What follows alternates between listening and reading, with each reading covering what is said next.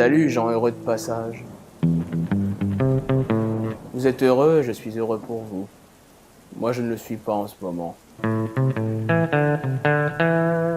Certains diront que je ne le suis jamais, ce qui est absolument faux. D'autres diront que c'est certainement à cause du changement de temps. C'est possible. Attention, quand je dis changement de temps, je veux parler des écarts soudains de température. Je ne veux pas parler de réchauffement climatique, parce que sinon, tout ce qui nous resterait à faire serait de boire une potion collective à base d'arsenic dégénéré, inspirée par l'effroi que peuvent provoquer ces sacs plastiques écarlates flottant dans les airs tels les fantômes de notre triste futur. Non, c'est certainement parce que c'est l'automne et que l'été me manque déjà, c'est tout. L'automne est une longue marche funèbre, une longue descente aux enfers, dont l'apogée s'intitule Noël. Alors là, Noël, c'est le comble de l'angoisse. Pas de lumière du jour, juste celle scintillante de ces guirlandes qui clignotent tellement qu'elles pourraient te provoquer une crise d'épilepsie. Tous ces gens, pleins de la bonne humeur imposée par la tradition, blindent les trottoirs devenus incirculables. Qui est vraiment heureux à Noël? Qui ne fait pas semblant? Je crois que depuis que je ne crois plus au Père Noël, je ne crois plus en rien.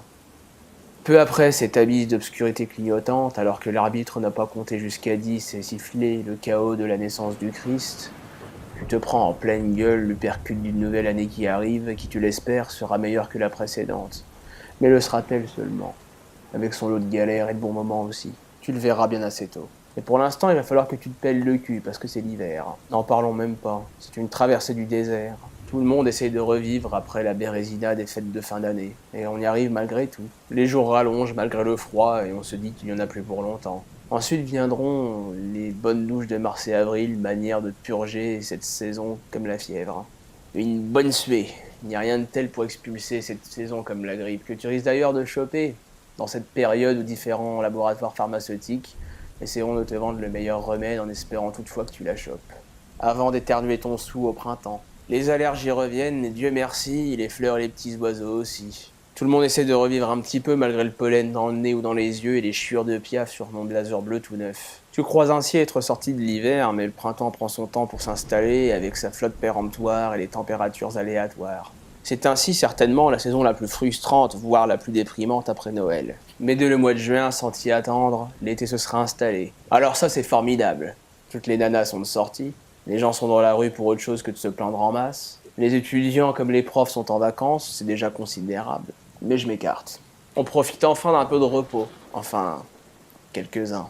Ceux qui travaillent dehors en plein cagnard aimeraient déjà que l'automne soit là. Ceux qui travaillent ailleurs regardent avec émerveillement les Instagrams de ceux qui sont à Ibiza ou à l'île Maurice et apprécient beaucoup recevoir une carte postale bien ringarde.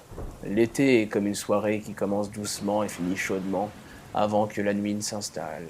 Cela laisse peu de temps pour en profiter puisque l'été à peine commencé, les jours commencent déjà à raccourcir, plaçant l'été en tête du top 4 des saisons les plus frustrantes après le printemps. La fin août ressemble à l'apogée de cette soirée, dont la gueule de bois se paie en septembre avec la rentrée, le retour des profs, des grèves et des étudiants. Arrivent les vendanges ainsi que l'automne qui, nous l'avons déjà dit, est une longue marche funèbre, etc., etc., etc.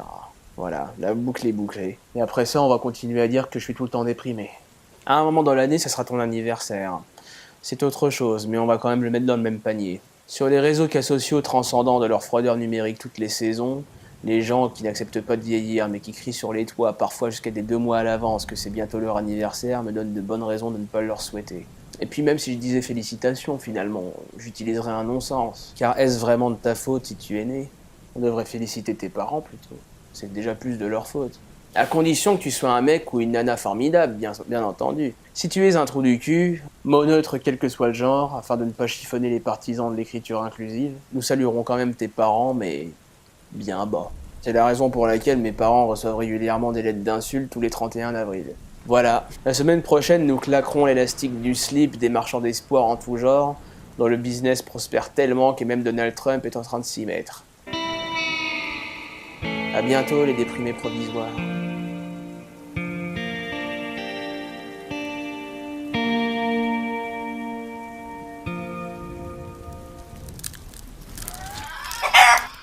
En plein dans le mille.